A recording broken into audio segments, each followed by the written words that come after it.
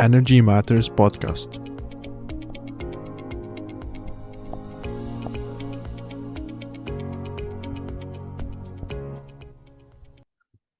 All right. Howdy, everyone, and welcome to Texas A&M University Society of Petroleum Engineers, SPE, Energy Matters podcast. My name is Kassem Alokla, the president of techno-SPE, and your host for today's episode, featuring Mr. Pedram Fanailoo, the low-carbon segment leader at DNV in North America.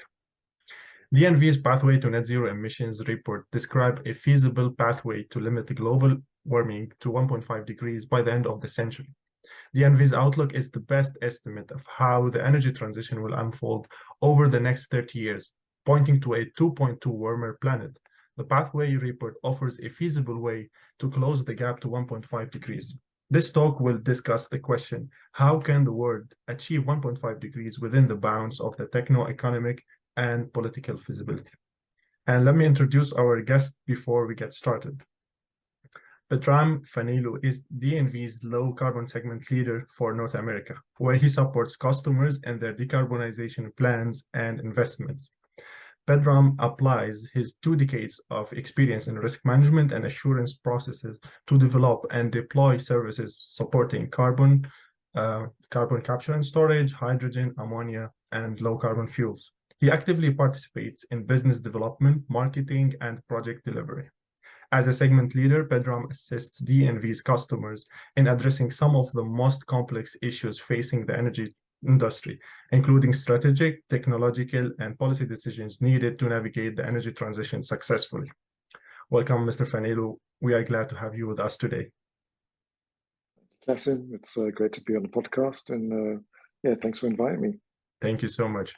And now let's get started.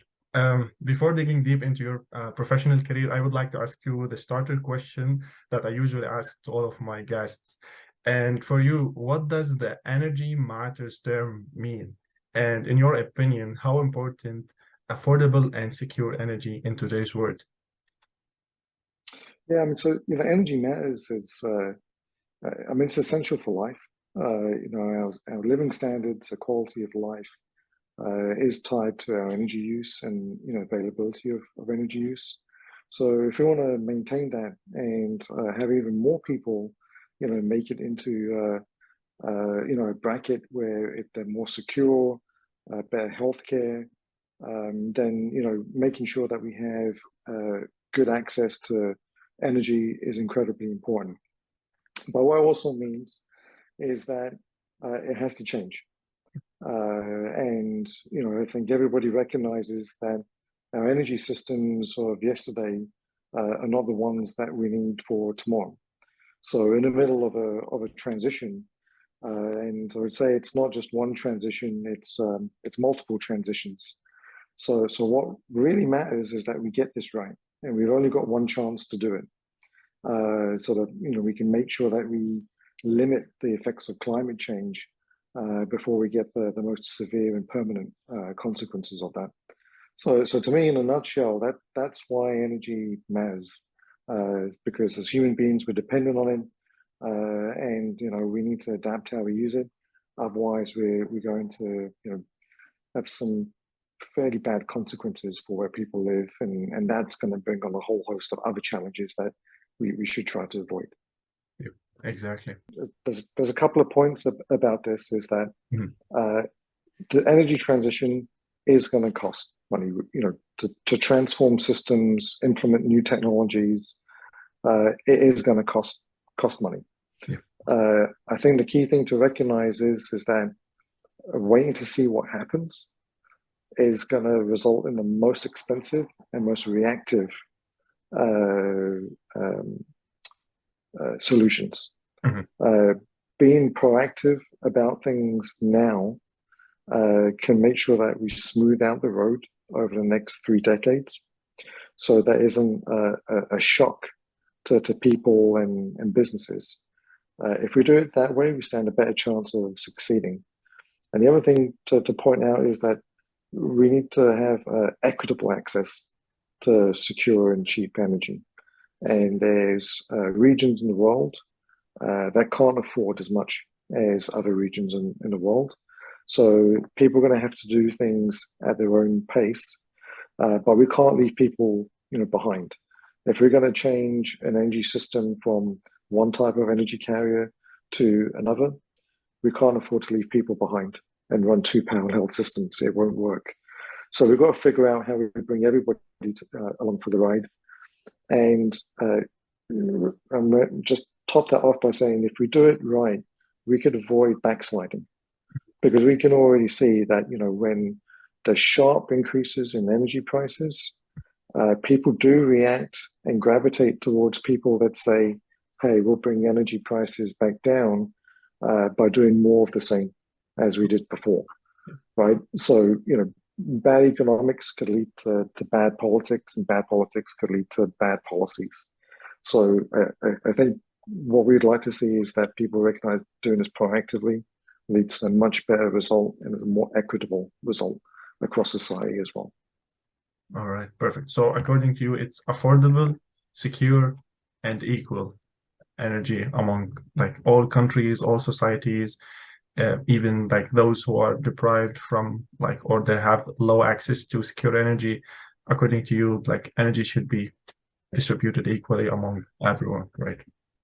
Yeah, I mean, we're not equal, but equitable, Equally. right? Yeah. People shouldn't be locked down Yes. of the energy transition. Mhm. So, I think, technologies we develop here in North America and Europe and elsewhere could be deployed in less affluent regions of the world, and create a win-win for everybody. But I think even inside North America, let's take a hypothetical example. We're gonna switch from natural gas to hydrogen, like pure hydrogen. So let's just say we've worked out all the technical kinks, and we're going to supply hydrogen. Well, you've got to convert everybody's home to enough hydrogen, right? You can't afford to have a neighborhood that doesn't come along for the ride. And we know some neighborhoods can afford, changing their appliances and their water heaters and stuff, and others need some help. But you can't leave everybody behind, because everybody needs to be on the same system for it to work. Yeah, that's exactly true. That's exactly true. I want to go a little bit personal and talk more about your professional career. So you had a degree in mechanical engineering from Imperial College in London, and you directly joined the energy industry after, I think, like after 2 years of graduation. So could you please tell us more, what made you interested in the energy sector? I know the energy sector is not only for petroleum engineers, but what specifically made you interested in this sector? I mean, I'll be brutally honest with you, Kassem. It was an accident. So, I graduated, and I thought, when I started doing mechanical engineering, it was a dream of, motor racing and, Formula One engineering, that kind of thing. Like, so, when you're a young man, you have these kinds of dreams. I realized while I was doing my degree that what I really liked working on was more like system engineering, understanding how various like processes fit together, and I really enjoyed working with people. So when I graduated, I thought a career in consulting would be a lot of fun. So, I applied to a lot of different kind of big consulting companies. And a good friend of mine eventually helped me get into a small company that did consulting in the oil and gas industry. So I thought, okay, it sounds like fun. It's problem solving. I like that. So let's try and see what happens. So I think the more important question for me is like, why did I stick around in the energy industry? And throughout my career, there's always been a new challenge to overcome, something big and consequential. And I've been fortunate enough to always be around people that have really wanted to try and address these challenges and work in a collaborative way. So that's why I stuck around in the energy industry. It's a great industry of people, big challenges, and a lot of people outside of energy industry doesn't actually understand how technically advanced some of the technologies are that we employ. But for me, it's been a great ride, and hopefully it will stay a great ride into the future. Yeah, that's really interesting. And you clearly described it like the energy industry is challenges, but there are always those like ambitions or goals in order to like find solutions every day, because the engineers like are always problem solvers. And in the energy industry, like it combines a wide range of engineers: mechanical, electrical, chemical, petroleum, consultants, and all of these like human resources will always find a solution to any challenge that we might have in like specifically in this industry. And yeah, talking about like being in the energy industry for a while, you stayed with DNV for now, I think, more than 18 years. So could you please tell us more about the company? Why did you choose DNV? And maybe tell us more about the culture working at this company, this global company. Yes. So when I started out in DNV, DNV actually acquired the company I started working for after school. Mhm. So I was here in Houston, really enjoying my time here. And it was the end of my assignment, and I was meant to go back to the UK. And then DNV acquired the company because they saw a really good strategic fit for who I was working with and the services they were offering. And they said, we'd like you to stay here longer term. So I said, okay, it sounds, really good. And we're going from like a company of, I think we had like less than 30 people over 3 countries to, at that time, 5,000. So like 5,000 people, like you said, global company. I thought, this is a great opportunity. There's lots of very smart people in DNV, easy to work with. And so, well, let's give this a shot. Could I get a better opportunity than this somewhere else? It's hard to think of many other places that that would be better than that. So once I stayed around for a few more years, it's just DNV just offered me opportunities to do different things. So I went up the career ladder as a consultant, doing reliability consultant and risk analysis, mostly for oil and gas companies. Worked up and down the value chain. So worked, period of time upstream and then downstream, back in the early days of my career. That was the really technically challenging stuff. Like, we all think upstream is challenging, but downstream was much more complex. So working in refineries, in LNG, and then I had an opportunity to go to Calgary and be based there for a period of time. So I started working with oil sands operators up there. And that was, again, like another different side of things. And then when I came back down, it's like I got back involved in basically drilling. So, Macondo had happened, and there was a lot of activity about improving safety in drilling. So, I mean, I've had the luxury of just working across the value chain in oil and gas, and meeting lots of different kinds of people. And the culture in DNV, I think it's a very flat organization. So there's very few layers between you and like the group CEO. So what that brings is a lot of freedom to come up with ideas and try and get people to coalesce around that. So if you understand the strategy of DNV, you are encouraged to try and come up with ideas about how can we help our customers in a better way, help them to achieve the energy transition in a smarter, cheaper a way that just improves the lives for everybody. So that's why I've stuck around. It's it has never been long before new opportunity has come up, and I've been grateful to just be at the right place at the right time, I guess, to pick up on those things. That's awesome. Yeah, actually, you answered also my next question, which was more about like the various roles that you took at DNV and let you reach the position of the low carbon segment leader. So if you can just tell us more about your role currently as the leader of the low carbon segment. Yeah, sure. So, first 10 years of my career, I think, was mostly focused on technical work, working with customers. And then I started out as a junior manager, leading a section. And then my first senior management role as a head of department was at the end of 2013. So that became more strategic.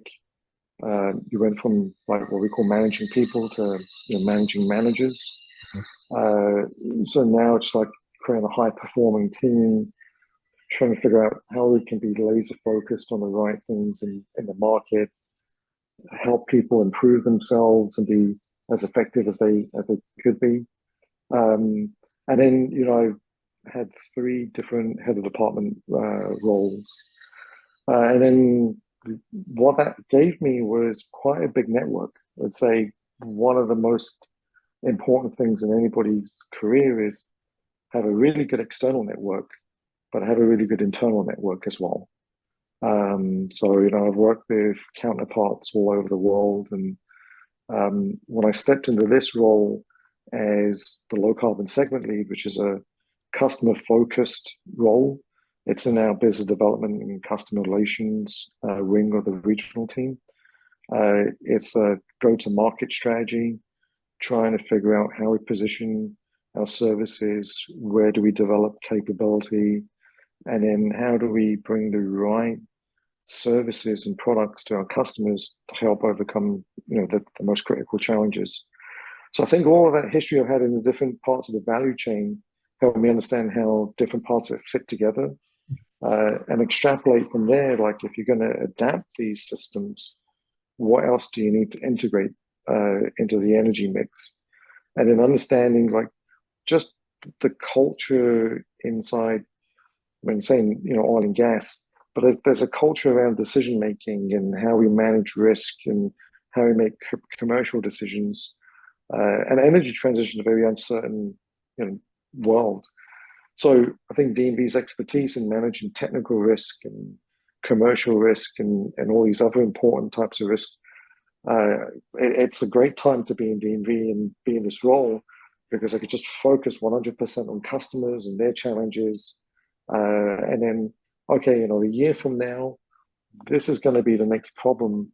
So, we should start working on this internally now, doing some pilots. And then, it's going to have a really big impact when we get to that point, down the road. So hopefully that explains it. It's been a long journey over the past 2 decades to this point.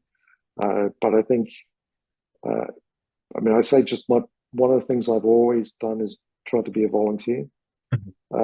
So like I'm one of the people that I would just put my hand up for something, and I have no idea what it is.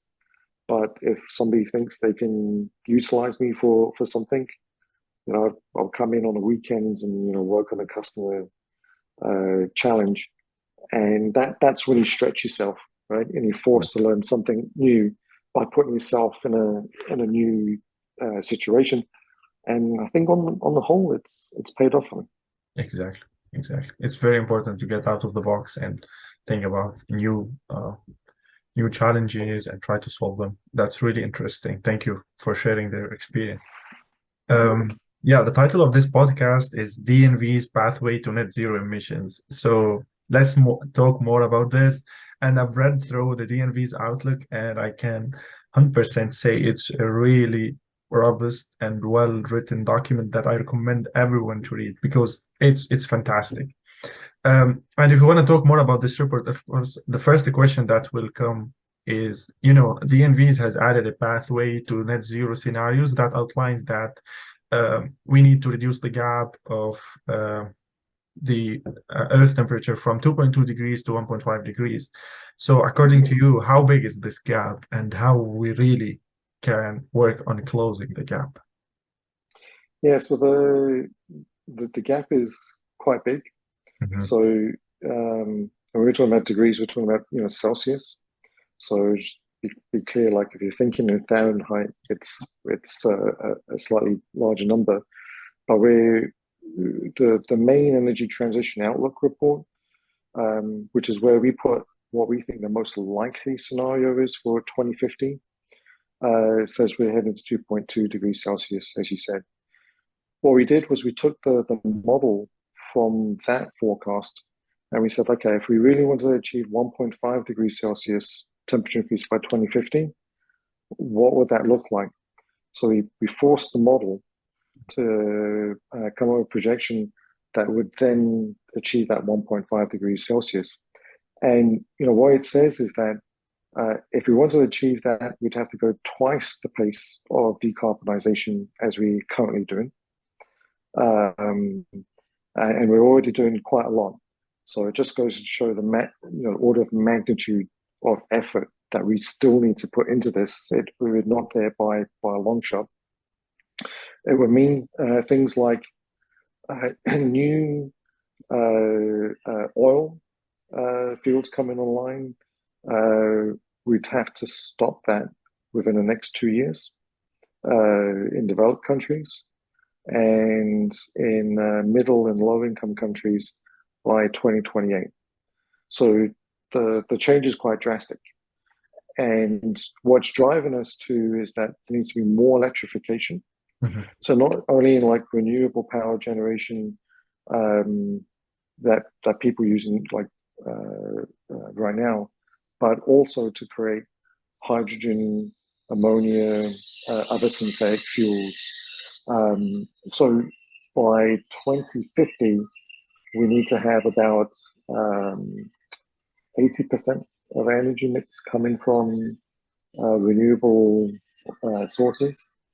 And it also means that carbon capture is critically important.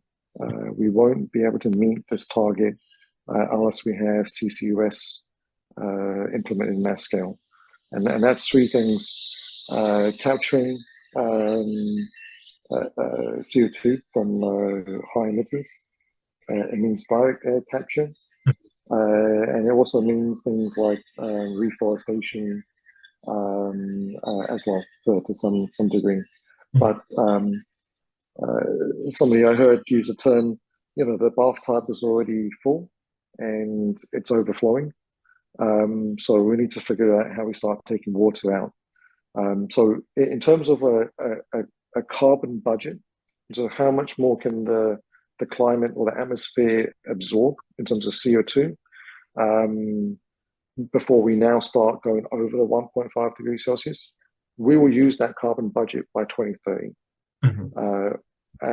at the current rate. So it means we're going to have to, in North America, Europe, be net zero by 2047. The Greater China region is going to have to be net zero by 2050. We're going to have to be doing a lot more CCUS across the world.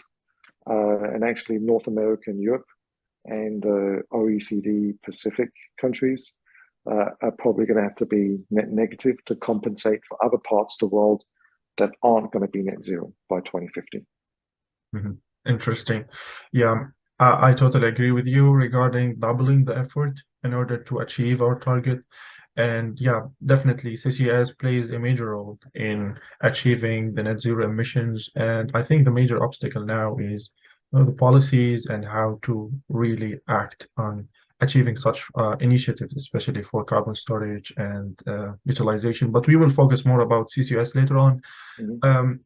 An interesting question would be like, is net zero emissions really like realistic goal to achieve by 2050?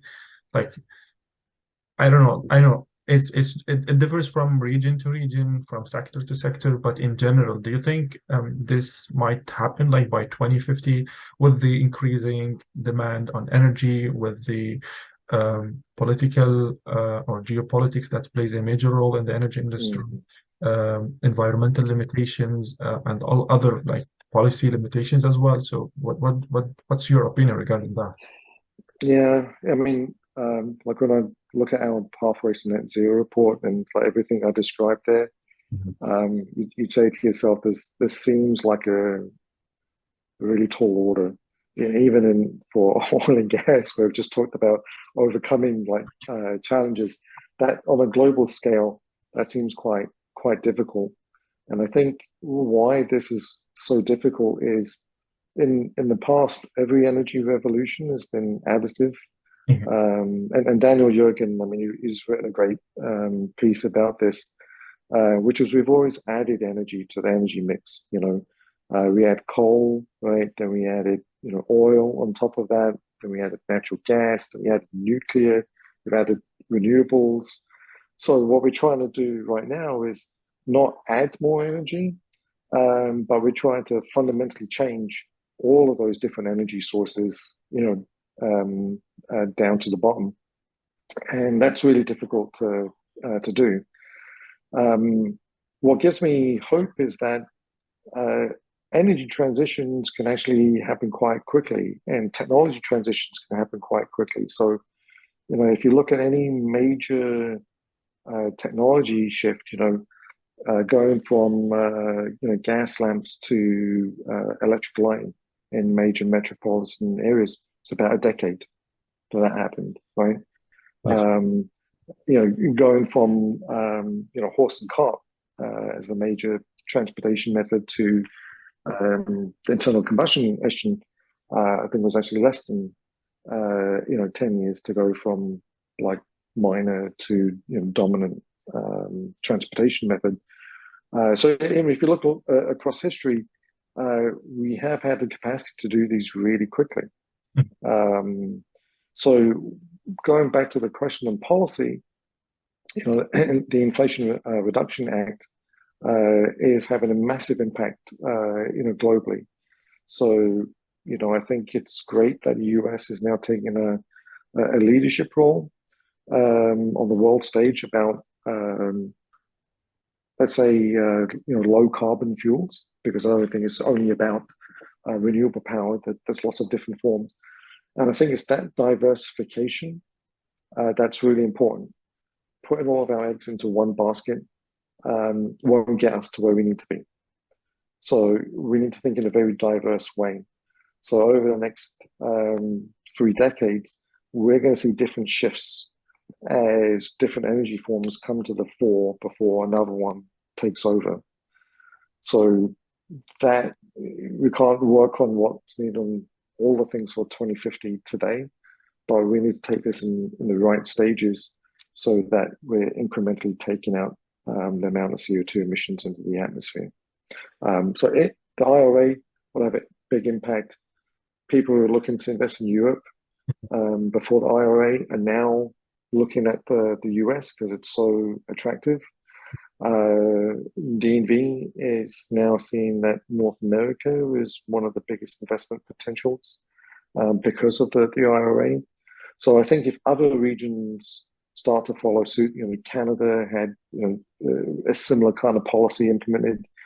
If we see other regions start doing similar things, then we could speed up the pace of this. And if they're viable businesses, then we could just let market forces take care of the rest. But we need to kickstart. Yeah, exactly. Yeah. Doubling the effort and technology advances will play a major role. And of course, the policies in achieving this target. And in order to achieve the net zero emission, there are many parameters that play a role. One of them can be offshore wind, carbon capture, utilization and storage, blue hydrogen. So if we want to, for example, focus on these three, and let's start, for example, with the offshore wind. So what do you think about the future of offshore wind in the world in general, and maybe here in US in specific? Yeah, so I think offshore wind gives us the potential to create very high quality wind energy production. overcome some of the issues around land mass, because you do need quite a big land mass to implement these projects. And there's other factors like birds as well. We could put these in places where it doesn't have quite a big impact on birds. So it is going to be an important part of the energy mix.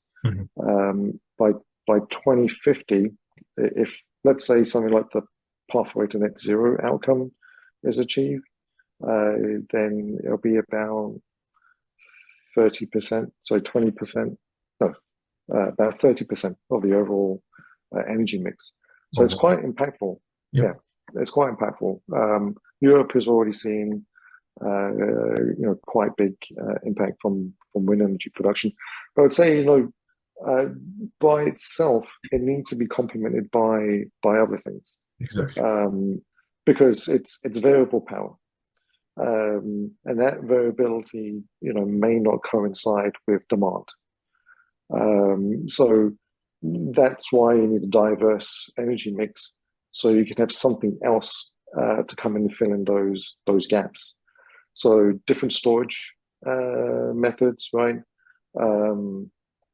There's interest in converting that like excess electrical power into hydrogen, and then storing the hydrogen underground, and then releasing the hydrogen and turning that back into electricity when it's really needed. So that's a very scalable solution compared to batteries, which to store more battery power you need a bigger battery, so the costs always go up in proportion with the capacity. But underground storage, it's much more scalable. It stores small amounts to very large amounts. So I think complementing that with other things is the important factor, not only the net output from offshore wind. And then there's also floating wind as well. And floating wind, you can have a bit more. You have a few more options as to where you can build those fields and really take advantage of high quality wind power. But again, there's stakeholders that are important in this, like there's fisheries, there's shipping lanes, other things that need to be considered. But I think it's going in the right direction in North America. Oh, perfect. So you see that offshore wind will be one of the major contributor to the energy mix in the future if it is going to be like combined with other sources of energy, especially hydrogen. Because like the main issue with offshore wind is, as you mentioned, is it's not like a continuous source of energy. It has some instability, and this can be solved by combining it with other sources of energy, and specifically hydrogen. And if we want to talk about hydrogen, since it's also an interesting topic, so in DNV's energy outlook, hydrogen, according to the outlook and the prediction, is going to be only 5% of the global energy demand in 2050. So based on your knowledge and experience, what do you think are the main challenges or obstacles that stand behind increasing the hydrogen production and its derivative in order to contribute to the energy profile? Yeah, let me just put a footnote to that 5%, which is that 5% is an estimate before the IRA. Okay. So as we go forward, hopefully we'll see a positive impact from the IRA on that figure. But let's just, for sake of argument, say it's 5%. To get to net zero outcome by 2050, it needs to be more like 15%. 50, right? Perfect. So it's still, 5% is a lot, but it's still happening too slowly for us to get to where we want to be by 2050. So the technical challenges within, the technical challenges are really on the transportation side. Yes. So, transporting hydrogen via pipeline. The pipeline is the most efficient way of transporting it. Hydrogen embrittlement is a big challenge. It's the smallest molecule there is, so it wants to leak out of stuff. So bolted flanges and things like that, may not be suitable. So you have to re-engineer things differently to contain it, and you have to have the right materials as well to make sure that the system will last for a reasonable amount of time. So those are like some new challenges to it. And we have been handling hydrogen in oil and gas for a long time. But I think it's the distances that we're trying to transport it and the volumes that we need to transport to make it economically viable are different. Some people are working on these projects. So the Dow Blue project down here is a big blue hydrogen project that feeds all of the petrochemical plants on the Gulf Coast. So that there is movement here, but that's a technical side. I would say that there's a commercial challenge, and the commercial challenge is that people need to sign up to buying hydrogen over the long term. So the utilization of hydrogen is where there's the biggest gap. And the first question everybody asks is, okay, I can produce this hydrogen, but who's my customer for it? Yes. And that's what people are trying to get to grips with now, is figure out how do you broker deals where you could have somebody say, yes, I'll sign up for hydrogen for the next 20 years from a supply, because there's no market per se for hydrogen, right? In a way that we're thinking, which is hard to abate sectors like cement, steel, aluminum, agriculture, industry, aviation, heavy transportation. These all need new kinds of technologies to be able to use that hydrogen or any derivative form like ammonia. So there's a big investment upfront. So there's a capex cost, but it's hard to make that capex investment unless you've got a reliable customer for it for 1 or 2 decades afterwards. So that's what we're trying to get to grips with. The Infrastructure Act that was passed to create these hydrogen hubs could be the catalyst for creating those, the hydrogen economy. But I would say it's not strictly a technical challenge that needs to be solved. All right, perfect. Yeah. Now let's move to at least for me, the most interesting topic, which is CCS, which I'm really advocating CCS, and I'm doing my research on CCS. So you have no bias in this, do you? I don't have any bias. So despite all of my love to this topic, if you want to be realistic, there are challenges let's talk about the storage part more, which is capturing the CO2. It's one type of challenge according to the studies and literature. There will be huge amounts of money that's needed in order to capture the CO2, and then the next challenge will be how to keep the CO2 underground and to ensure that the CO2 will not leak to the surface. Of course, there are many technologies right now. Companies are really working hard in order to innovate technologies to capture the CO2 and also store it underground without the opportunity of having any leakage to the surface. But according to you, what do you think the state of CCUS right now, and especially here in Texas? We have noticed in the last 2 years, many companies are being more interested in CCUS, and especially oil and gas companies, big companies like Exxon, Chevron, and other operators are getting more interested in this topic, and because the knowledge that's needed for CCS is almost the same. That's for petroleum engineers, chemical engineers, but in general, what's the state of CCS currently? The IRA played a major role in encouraging companies to invest in CCS and apply for Department of Energy grants and projects. But what do you suspect for the future of CCS, and what's the current state? Yeah, I mean, I think the signs are good in terms of its expansion.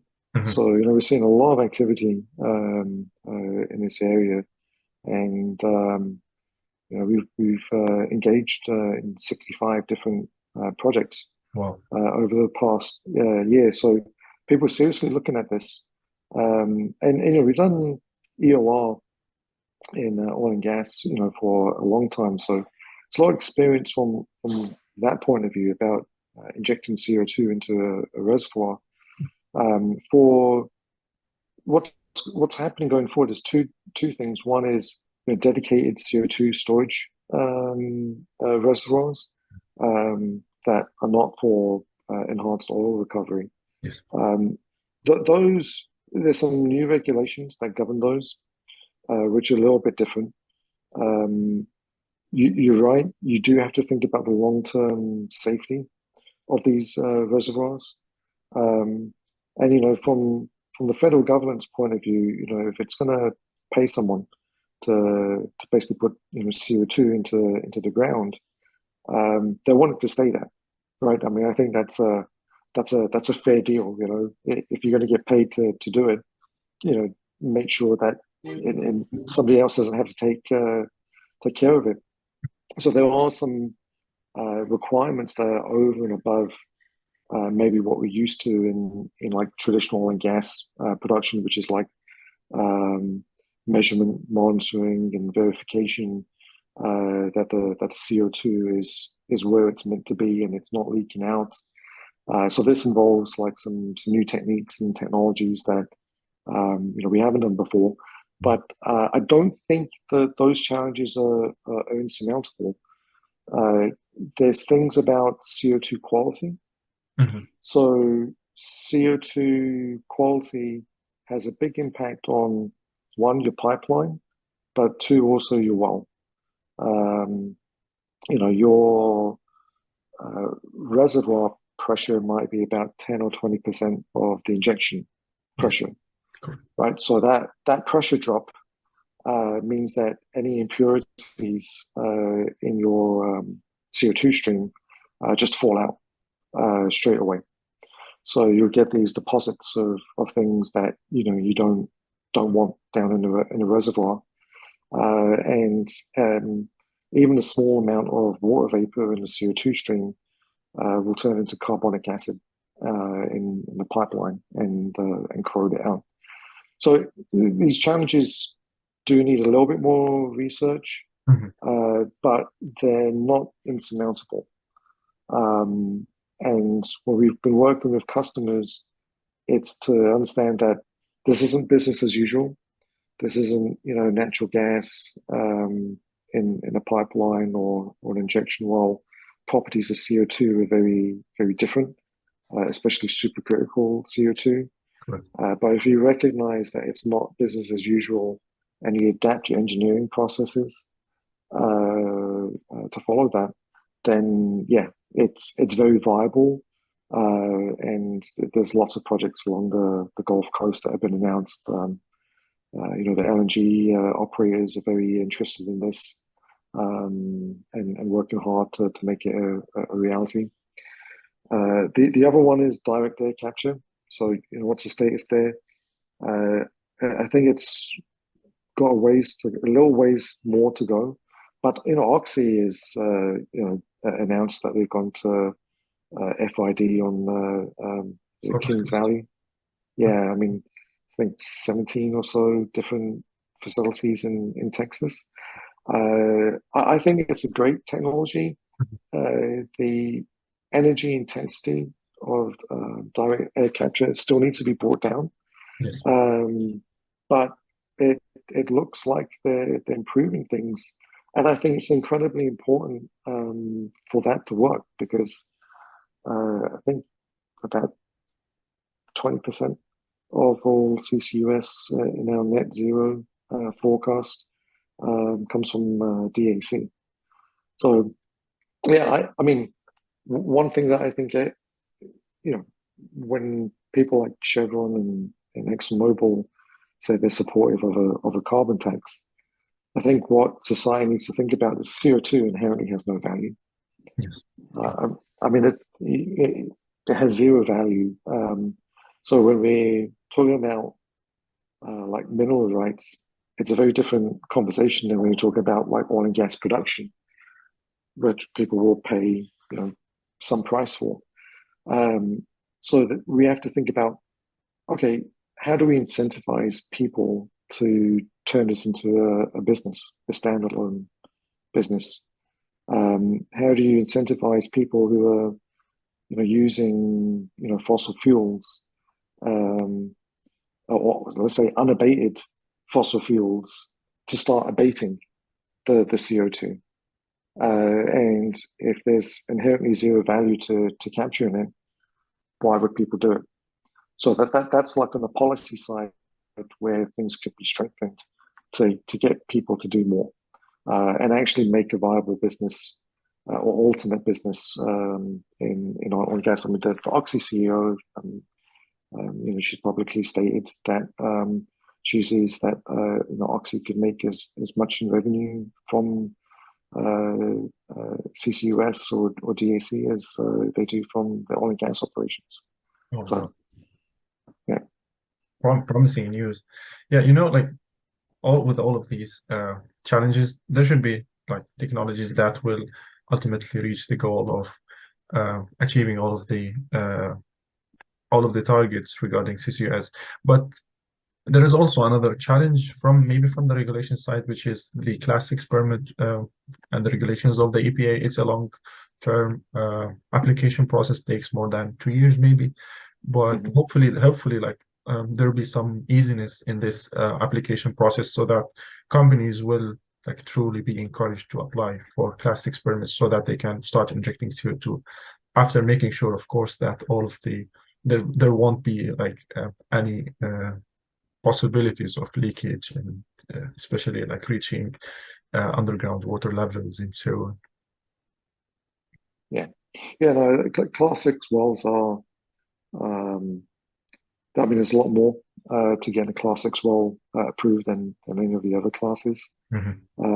It's doable, and I think, as more states gain primacy, that 3-year timeline will start to come down to something more manageable. And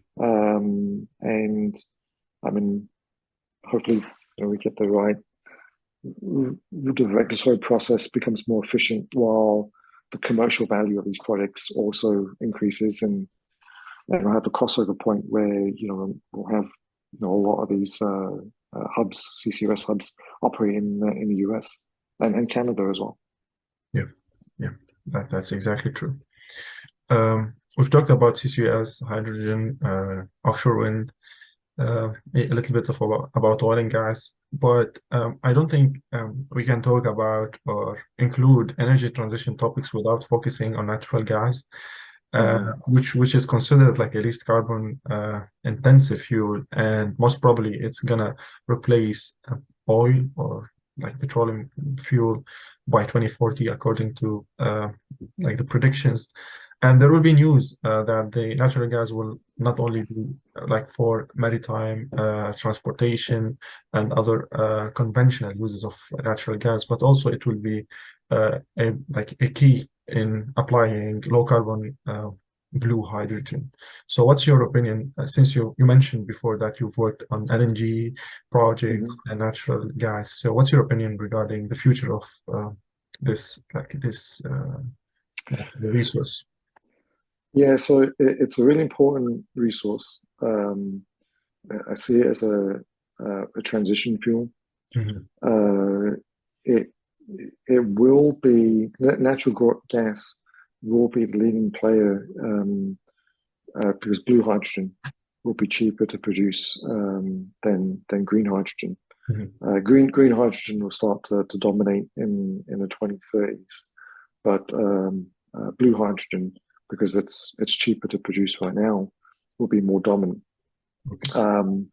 So I don't think we can do away with natural gas. Like the practicalities of it is that let's take, there's an IHS study, and one of the bits of their research showed that in New York State,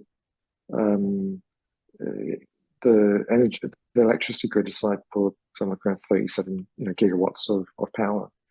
On if a blizzard comes through New York, and you're trying to heat buildings with electricity, you'd have to size that grid for 150 gigawatts of power. It's like 4 or 5 times bigger, and trying to source that with renewable power, it's just not possible. So I think there's still a role for natural gas to play in the energy mix. The question is, where's the right place for it? Where do you really don't have other options? And then how do you start reutilizing the gas system, the natural gas system, in other ways? So, hydrogen blending, conversions, these kinds of things that we need to think about. And since it's such an important role in blue hydrogen, I think that's where the future is going to be for natural gas. The problems with natural gas is methane emissions, and the EPA has the Quad O E or A, but it's basically a semi-annual assessment of methane leaks.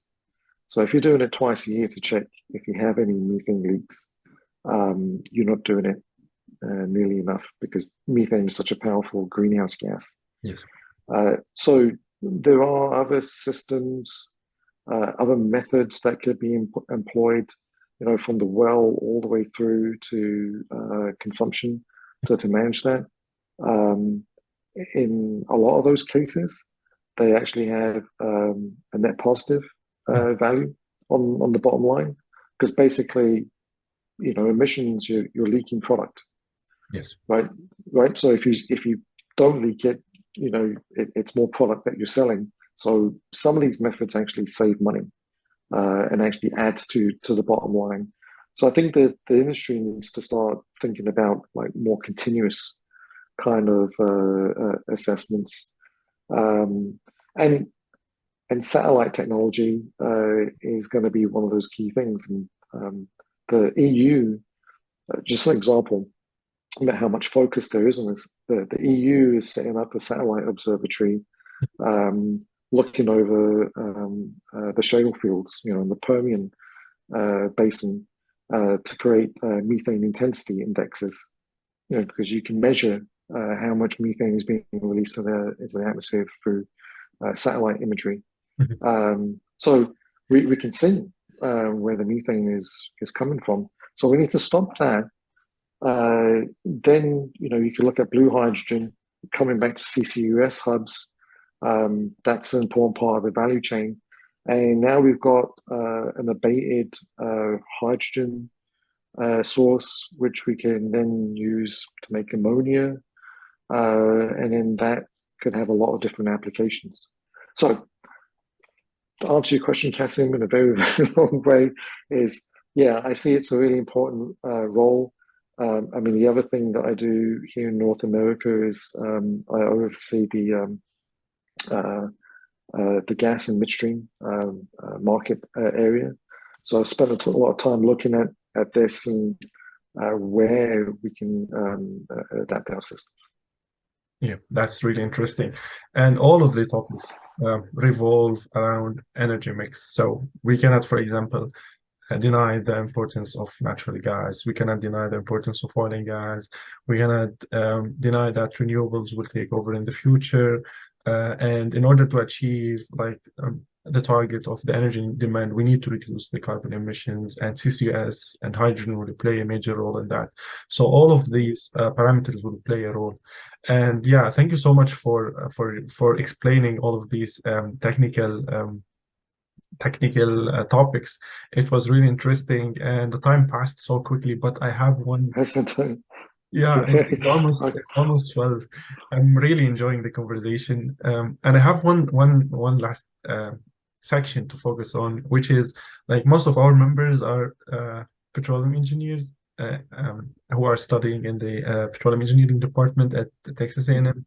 And during COVID, for example, in 2020, and with the decrease in the oil and gas prices and all of the challenges, the firing people from the oil industry. There is always this worry from the future of the energy industry, and specifically from petroleum engineering and oil and gas. So if you want to give them an advice, what advice do you have for students who are studying petroleum engineering specifically? Yeah, I mean, I know how difficult it was for petroleum students, because we would go to careers fairs, during that period of time, and we could see the lack of opportunities for them, just because of the economics in oil and gas. Mm-hmm. But I think your research is in CCUS. That makes a lot of sense.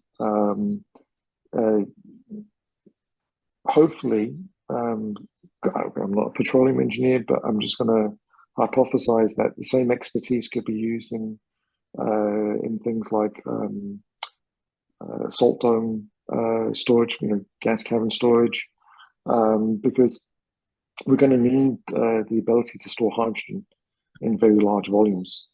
And there's only 4 underground hydrogen storage facilities in the world today. It's not very well, I'd say the expertise isn't widely available, because it's just a very small niche